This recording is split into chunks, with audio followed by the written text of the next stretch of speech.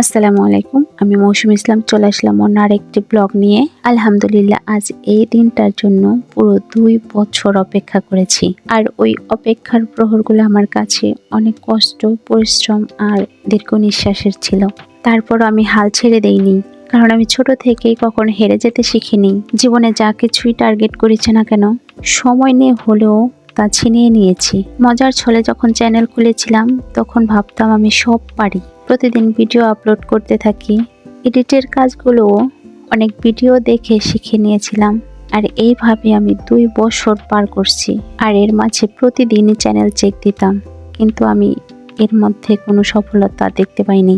একটা সময় আমার ধৈর্যর বাঁধ ভেঙে গেল। মনে হচ্ছিল আমি নদীতে সাঁতার কাটছি, কিন্তু নদীর পার খুঁজে পাচ্ছি না। কথায় আছে, পরিশ্রমের ফল কখনো বৃথা যায় না। আল্লাহ তাআলা যে কোনো উছিলায় পরিশ্রমের ফল তার বান্দাকে দিয়েই দেয়। আলহামদুলিল্লাহ, আইটিস হাসি আপু হয়তো আমার সেই উছিলা। আর সঠিক গাইডলাইন ফলো করে আমি আজ নদীর পার খুঁজে পেয়েছি। আলহামদুলিল্লাহ। আমার হাজব্যান্ড আমাকে সব সময় বলে, তুমি ভাগ্যবান যে তোমার জীবনে আর তোমার সফলতা অর্জনের জন্য সঠিক মানুষ তোমার জীবনে খুঁজে পেয়েছো। শেষ হাসি আমি হেসেছি। আর এর জন্য অনেক ধন্যবাদ আমার প্রিয় মানুষগুলোকে। আর অসংখ্য ধন্যবাদ প্লেব্যাচিক ভাইয়াকে। তার আপুকেও অনেক ধন্যবাদ যে আমাকে বড় বোনের মতো গাইড দিয়েছে। সফল হওয়ার আগে ভাবতাম 100%-এর মধ্যে 100%ই আমি ইউটিউব সম্পর্কে জানি। আর সফলতা অর্জনের পর এখন মনে হচ্ছে 100%-এর মধ্যে 20% আমি জানতাম কিনা সন্দেহ রয়েছে। ওই 2 বছরে আমি বহুবার থমকে গিয়েছি। এর মধ্যে কতবার যে মোবাইলটা পড়ে ভেঙে নষ্ট হয়ে গেছে, হাত পুড়িয়েছি, পায়ে ব্যথা পেয়েছি, তবুও আমার জিদ আর আমার ধৈর্য থেমে থাকেনি। আমার সব আপন মানুষরাই আমার এই কাজগুলোকে পাগলামি মনে করত, কিন্তু আমার হাজব্যান্ড আমাকে সর্বদা সাপোর্ট করেছে। শুধু বলেছে, তুমি দেখো, চেষ্টা করো, অন্য মানুষ যেহেতু সফল হয়েছে তুমিও সফল হবে।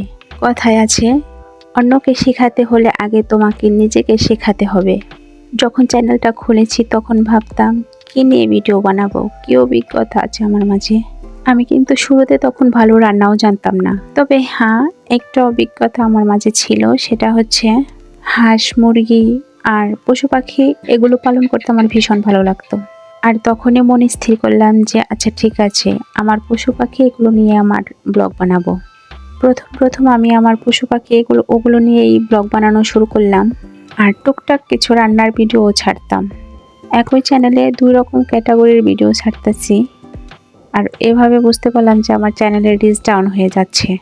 সব থেকে আফসোসের ব্যাপার হচ্ছে এই যে 2 রকম ক্যাটাগরির ভিডিও আমি আপলোড করে যাচ্ছি, এটা কিন্তু আমার সঠিক গাইডলাইন বোঝার অভাবে হয়েছে।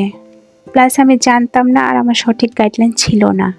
আমি এখন বুঝতে পারছি যে 100% মানুষ যারা ভাবে যে ইউটিউব খুললেই বুঝি টাকা ইনকাম হয়ে যাবে, আমি বলবো তাদের জন্য না।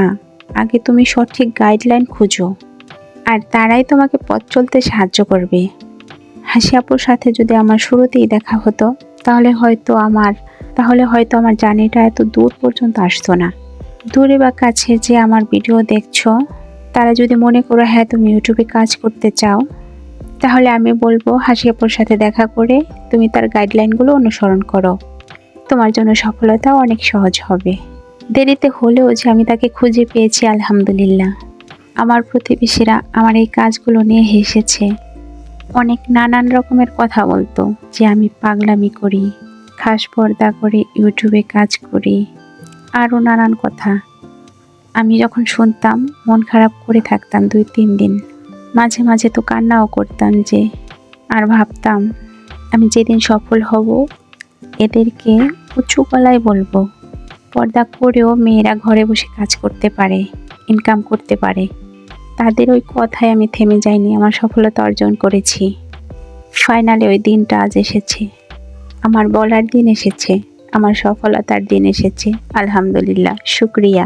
আমি জানি আল্লাহ আমাকে ভীষণ ভালোবাসে, তাই তো আমাকে এত বেশি ধৈর্য দিয়েছিল ওই খারাপ সময়টা পার করার জন্য। আসলে আমাদের সকলের মনে রাখতে হবে যে মেঘের আড়ালে সূর্য আছে, মেঘটা সরে গেলেই সূর্যের দেখা মেলে। আমার ক্ষেত্রেও তাই হয়েছে, আলহামদুলিল্লাহ। আর হ্যাঁ, এই সফলতার পিছনে আমার পরিশ্রম, ধৈর্য আর সঠিক গাইডলাইনের ফলেই হয়েছে। সঠিক গাইডলাইনটা আমি আইটিস হাসি আপুর কাছ থেকে পেয়েছি। হাসি আপুকে অনেক ধন্যবাদ, তিনি আমার সফলতার উছিলা। যারা নিয়মিত আমার ভিডিও দেখো তাদেরকে অনেক বেশি অনুরোধ রইল, ভিডিওতে অবশ্যই একটা লাইক আর কমেন্ট করে যাবে।